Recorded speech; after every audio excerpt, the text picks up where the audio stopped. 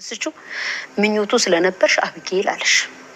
አንቺ ግን ምን ያደርጋል ይሄው ስርስሩን እየተከተልሽ ታሳዘኛዋለሽ። ሰሚኛለሽ? የአባት እርግማን ደግሞ ውሎ ያድር። ይሄው እሱን በማሳዘንሽ ይሄው በእጅሽ ላይ የሰው ህይወት ጠፋ። ናታን የወለድኳት ልጄ ጉዴን እንደ ልቃቂት ለመፈልቀቅ ትጥራለች። አንተ ግን ከጉዳ ወጣይ። ሰሚኛለሽ? ይኸውልሽ ባል ያለሽ ብለሽ ነው አይደል እንደዚህ የምትሆኚው? ደግሜ ልንገርሽ ዳጣን እወዳታለሁ። ከዚህ በኋላ እንዲህ ስታመናጭቂያት እንዲህ ስታረጊያት ባይሽ ዝም አልልሽም። ገባሽ? ለነገሩ እናንተ የምታደርጉ እናትና አባቴ ናቸው አስደፈሩ። እነሱ ናቸው እንደዚህ የማያደርጉ። ሰሚኛለሽ? ጣትሽን ወደ ራስሽ ጠቁሚ እሺ። አንቺ አይምሮሽ ሁልጊዜ ክፋትን ሁልጊዜ ችግርን ነው የሚያስበው። የሰው ልጅ የሚኖረው ደግሞ የሚያስበው ነው። ገባሽ?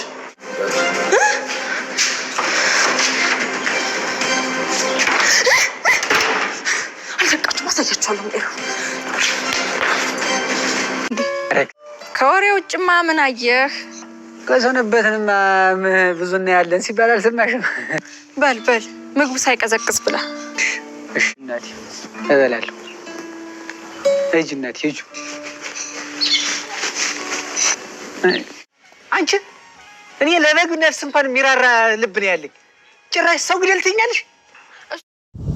አቶ ደረጀ በመጨረሻም እንግዲህ ለበራቸው ዘበኛ ቀጥሯል። እንግዲህ ባርጁ ምክንያት ሲወጣ ሲገባ ልጆቹና የቤቱ ጉዳይ የፈራው አቶ ደረጀ ዛሬ እንግዲህ ዘበኛ ቀጥሯል። ዘበኛውም እንግዲህ በጣም የምንወደው የምናከብረው ተዋናን ነው። እንግዲህ በጣም ደስ ብሎናል ስለመጣ። እንግዲህ በእርግጠኝነት ዌልካም እንኳን ደህና መጣህ ብላችሁ ተቀበሉት ቤተሰቦቻችን። እኔ በራሴ በግሌ ደስ ብሎኛል። ምክንያቱም የምር በጣም ያዝናናኝ ሰው ነው። እያንዳንዱ አማርኛ እንግዲህ እንደምታውቁት ያው የክፍለ ሀገር ሰው ነው።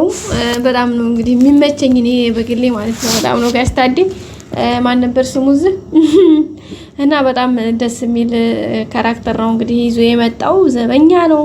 እንግዲህ እና አብጌል ጋር አሁኑ ሰጣ ገባው ጀምሯል። እንግዲህ ገና ከመድረሱ ጎመን መቀንጠሷ ይላል ያገረ ሶስተርተና እንግዲህ ገና ከመድረሱ አቶ ደረጀ ያው ስራ ቦታውን አስረክቦት ሁኔታዎችን እንትን ብለው ነበረ። አብጌል ግን ገና ከመድረሷ የመጀመሪያ እንግዲህ ለዛን እንኳን ደስ አለሽ ባልመጣልሽ ነበር ያለቻት። ከዛ በኋላ ደግሞ እንግዲህ እሷ እስካለበት ድረስ በመሄድ አርጁን እዚህ ጋር የሚመጣ ልጅ አለ ነገ እሱን ሲመጣ ጠብቀህ እዚህ ግቢ ያስገብተህ ቀጥቅጠህ ግደልልኝ፣ ከዛ በኋላ አንተ የሚገባው ሁሉ እናደርጋለን ነበር ያለችው። ከዛ እንግዲህ እሱም አይ እኔ በጭራሽ ሰው ልጅ እንዴት እገላለሁ? እንኳን ለሰው ቀርቶ አይደለም ለእንስሳ የሚራራ ልብ ያለኝ ሰው ነኝ። እንዴት ውሃ ለጥጃ እየጋትኩ ያሳደኩኝ ሰውዬ፣ ለውሻ እማዝን ምራራ ሰውዬ እኔ እንዴት ነው የሰው ልጅ ያክል ህይወት ማጠፋው? ምን አስበሽ ነው አንቺ? ምን ትመስላለች እያላት ነበር። እሷም እንግዲህ እንደሷ መስሏት የተንከሲስነቷ ምንድነው ያደረገችው? ለማንኛውም ይሄን ቤት ታየዋለህ አይደል? ይሄ በቃ የሚያምር ቤት ይኸው በዚህም ሌላም አለ አይደል? ስለዚህ አንተ ይሄን ነገር የምታደርግ ከሆነና ይሄን ነገር በእንትን ከተወጣኸው እኔ እናንተ ተጋብተን የዚህ ቤት ባለቤት እንሆናለን፣ አንተም ህይወትን ትለውጣለህ ነበር ያለችው። እሱም እንግዲህ እኔ ነኝ እንዴ ህይወትን ምለውጥ እንኳን አይደለም እዚህ ቤት ትገባለህ ገነት ትገባለህ ብለሽ ብትይ የሰውን ህይወት አላጠፋም። አይገርምሽም እንዴ? ዝም ብላ እንደ በረሃ ፍየል እንጠል እያለች ምንድነው የምትለው እያለ ነበር እንግዲህ ሲሰርባት የነበረው። እሷም ግን አስብበትና በደንብ ይሄን ነገር አሰላስለክ መልሱን ንገረኝ፣ ከዛ በኋላ እኔ እናንተ ሁሉንም ነገር እንወጣዋለን፣ እንደዛ እናደርጋለን፣ እንደዛ ነው የሚሻለው እንጂ አለበለዚያማ ከባድ ነው በማለት ነው እንግዲህ ዳቱ ታዴ እንግዲህ ስሙ ማን ነበር ይቅርታ የተናገረችው። እሱም እንግዲህ በጣም ነበር የተናደደባት። እንዴት የሰውን ህይወት አጥፋት ትለኛለህ እናንተ ተስራ አለበለዚያ ትባረራለህ እያለችው ነበርና እንዴ ሰው ስላልገደልክ ተብዬ እንዴ ከስራ መባረረው? እንደዛማ ከሆነ መልካም አለ ባረራ እያላት ነው የሚገኘው። እንግዲህ እሱ ይሄን ነገር አያደርገውም በጭራሽ። እሷ ግን ምን ቸገራት? እሷ አንድ ሰው ገላለች ደግሞ በእሷ በቃ ይሄን ራሱ ማድረጓ ራሱ እሷ በእጇ እንደዛ አድርጋ ስላልመታችሁ ወይም ደግሞ ህግ እንዳይጠይቃት ነው እንጂ አእምሮ አረፍት እኮ አትጠፋም። አሁንም እያየችው ነው። ግን የሚገርመው ነገር አብጌል በጣም የሚለየው ባህሪዋ ምንም ነገር መስማትም ማዳመጥም አትፈልግም፣ ማየትም አትፈልግም። በቃ እያንዳንዱ ነገሮች ለምንም ነገር ነው ቦታ የሌላት። በቃ ሁሉን ነገር ድብን ዝግት አድርጋ በቃ ጸጥ ነው።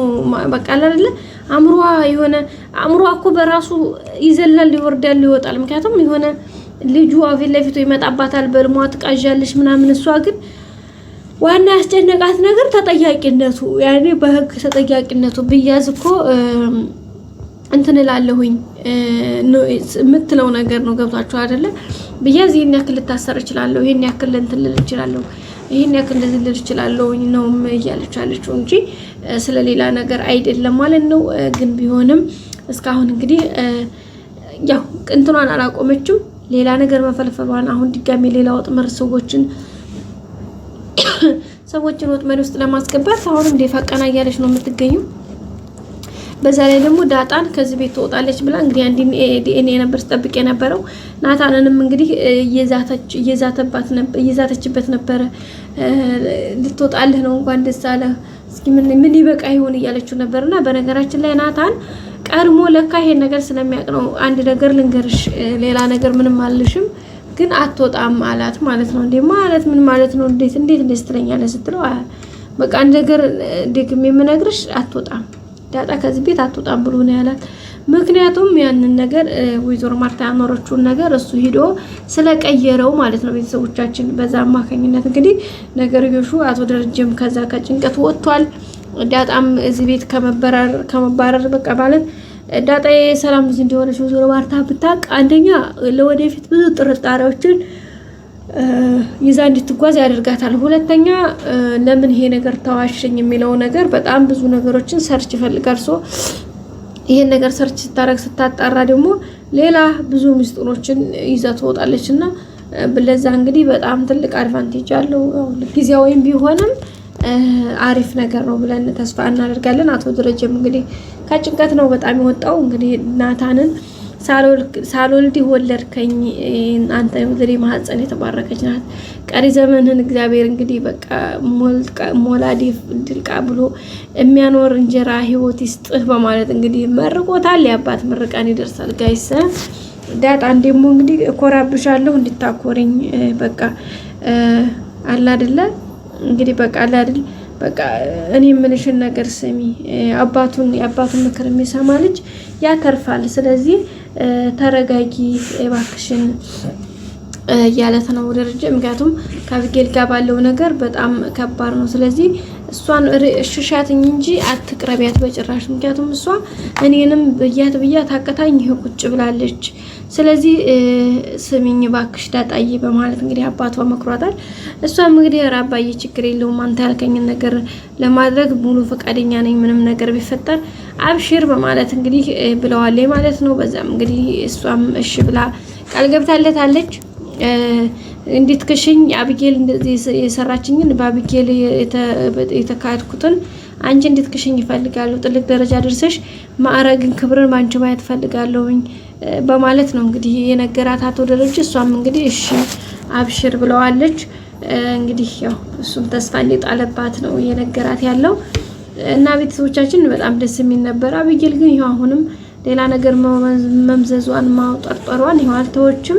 ወይዘሮ ማርታም እንግዲህ ያው ይሄ ባለፈው እንዳያችሁት በጣም በእንትን ውስጥ ነበረች።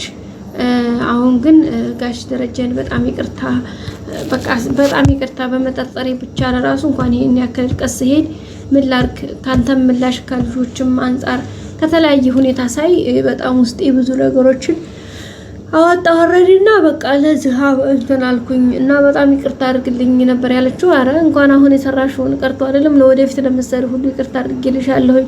ሲጀመር እኔ አንቺን የሚቀየም መች ናልባለኝና እያላት ነበረ። በቀጣይ ክፍል እንገናኝ። ሰላም።